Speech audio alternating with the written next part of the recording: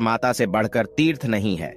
जिसने माता और पिता की आराधना की है, महापुरुषों में श्रेष्ठ है। वह मेरे हृदय में रहता है और मैं उसके हृदय में। हम दोनों में कोई अंतर नहीं रह जाता। इस लोक में और परलोक में वह मेरे समान ही पूज्य है। वह ने समस्त बंधु बांधवों के साथ मेरे रमणीय बैकुंठ धाम में पहुंचकर मुझ में ही लीन हो जाता है। माता पिता की आराधना के बल से ही वह मुख चांडाल तीनों लोकों की बातें जानता है।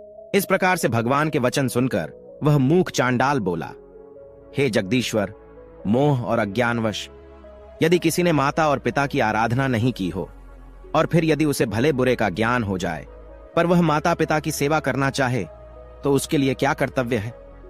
तब भगवान बोले, हे वत्स, 1 वर्ष, 1 मास, 1 पक्ष, 1 सप्ताह अथवा 1 दिन भी जिसने माता पिता की भक्ति की है, वह मेरे धाम को प्राप्त होता है।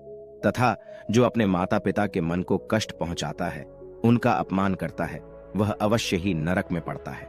जो बुद्धिमान पुत्र अपना सर्वस्व लगाकर माता पिता का श्राद्ध करता है, वह पूर्व जन्म की बातों का स्मरण करने वाला बन जाता है। उसे पितृभक्ति का पूरा फल मिलता है। श्राद्ध से बढ़कर महान यज्ञ तीनों लोकों में दूसरा कोई नहीं है। इसमें जो कुछ भी दान दिया जाता है, वह सब अक्षय होता है। दूसरों को जो दान दिया जाता है, उसका फल 10,000 गुना होता है। फिर वह नरोत्तम ब्राह्मण